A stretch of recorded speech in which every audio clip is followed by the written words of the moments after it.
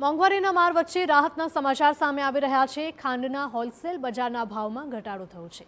2 દિવસમાં ખાંડના ભાવ પ્રતિ કિલો 15 રૂપિયા સુધી ઘટ્યા। 70 રૂપિયાથી ભાવ ઘટીને 55 રૂપિયાથી 60 રૂપિયા થયા છે। હોલસેલના ભાવની અસર ટૂંક સમયમાં જ છૂટક બજારમાં પણ જોવા મળશે। છૂટક બજારમાં મળતી ખાંડ પણ સસ્તી થવાની શક્યતા છે।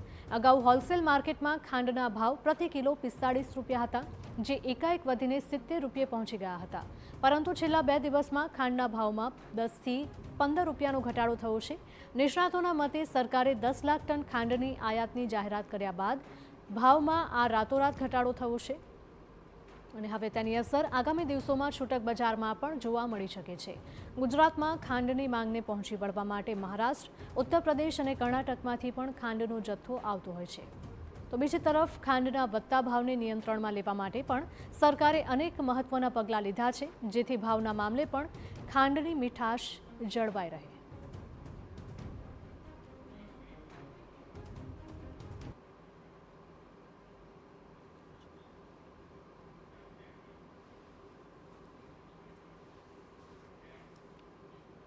તો આપે જોયું હતું કે જે પ્રકારે ખાંડના ભાવ વધ્યા હતા અને હવે ઘટી રહ્યા છે। ગ્રાફિક્સના માધ્યમથી હું આપને સમજાવવાનો પ્રયત્ન કરીશ। તો હાલમાં ખાંડની બિલકુલ અછત ન હોવાનો સરકાર દ્વારા દાવો કરવામાં આવ્યો છે, એટલે કે જે ભાવ વધ્યા હતા અને ત્યારબાદ હવે ઘટી પણ રહ્યા છે, એટલે લોકોએ હવે રાહતનો શ્વાસ લીધો છે। ઘરેલુ જરૂરિયાતોને પૂર્ણ કરવા માટે ખાંડનો પૂરતો સ્ટોક ઉપલબ્ધ છે ગુજરાતમાં, તેવું સરકારે લોકોને આશ્વાસન આપ્યું છે। ખાંડની સંગ્રહખોરી ઉપર લગામ લગાવવા માટે સરકાર એક્શનમાં છે। જે પણ ખાંડની સંગ્રહખોરી કરશે તેની સામે કાયદાકીય પગલાં પણ ભરવામાં આવી શકે છે। 31 ઓક્ટોબર સુધી 10 લાખ ટન કાચી ખાંડની ટેક્સ ફ્રી આયાતને હવે પરવાનગી મળી ગઈ છે, એટલે કે ખાંડની આયાત કરવી હશે તો પણ પહેલાં કરતાં હવે સસ્તી બનશે, કારણ કે આયાત ડ્યુટી ફ્રી કરવામાં આવે છે। કાચી ખાંડ 2 મહિનામાં રિફાઇન કરીને વેચવી અનિવાર્ય કરવામાં આવી છે, એટલે કે કાચી ખાંડને તાત્કાલિક 2 મહિનાની અંદર જ રિફાઇન કરવી પડશે, કેમિકલ પ્રોસેસ કરવી પડશે અને ત્યારબાદ તેને તૈયાર કરવી પડશે। ખાંડના વેપારીઓ માટે 30 નવેમ્બર સુધી 400 ટનની સ્ટોક મર્યાદા છે, એટલે કે આનાથી વધારેનો જથ્થો તેઓ સંગ્રહ ન કરી શકે તેવું પણ વેપારીઓ માટે આ ખાસ નિયમ લાવવામાં આવ્યો છે। ખાંડના વેપારીઓએ સ્ટોક મેળવ્યાના 30 દિવસની અંદર જ વેચવો પડશે, એટલે કે ખાંડનું વેચાણ કરવા માટે પણ વેપારીઓ ઉપર ક્યાંક ને ક્યાંક આ નિયમ લાગુ કરવામાં આવ્યો છે, જેથી કરીને ખાંડની સંગ્રહખોરી ન થાય। કોલ્ડ ડ્રિંક, આઈસ્ક્રીમ ઉત્પાદકો, જથ્થાબંધ વેપારીઓ માટે સ્ટોક લિમિટ નક્કી કરવામાં આવી છે, એટલે કે જે પણ લોકો આઈસ્ક્રીમ બનાવતા હશે, ઉત્પાદકો હશે, તેમને એક નિશ્ચિત મર્યાદામાં ખાંડ સપ્લાય કરવામાં આવશે।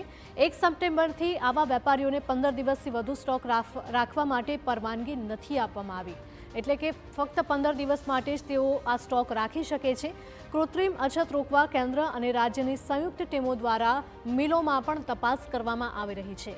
જો સરકારના આમાંથી કોઈ પણ નિયમોમાંથી કોઈ નિયમ તોડ્યો હશે તો તે ફેક્ટરી સામે, તે એકમ સામે કાર્યવાહી થઈ શકે છે। ખાંડની મિલોને 15 ઓક્ટોબરથી ક્રશિંગ કરવા માટે પણ સૂચના આપવામાં આવી છે। તો ઓક્ટોબરમાં ખાંડનું ઉત્પાદન 3 થી 4 લાખ મેટ્રિક ટન થવાથી વધારીને 10 લાખ મેટ્રિક ટન કરવા માટે આયોજન કરાયું છે, એટલે કે આગામી સમયમાં પણ તહેવારોની સિઝન છે, ત્યારે ખાંડની કોઈ અછત ન સર્જાય તેના માટે પણ સરકાર દ્વારા ખાસ ધ્યાન રાખવામાં આવી રહ્યું છે।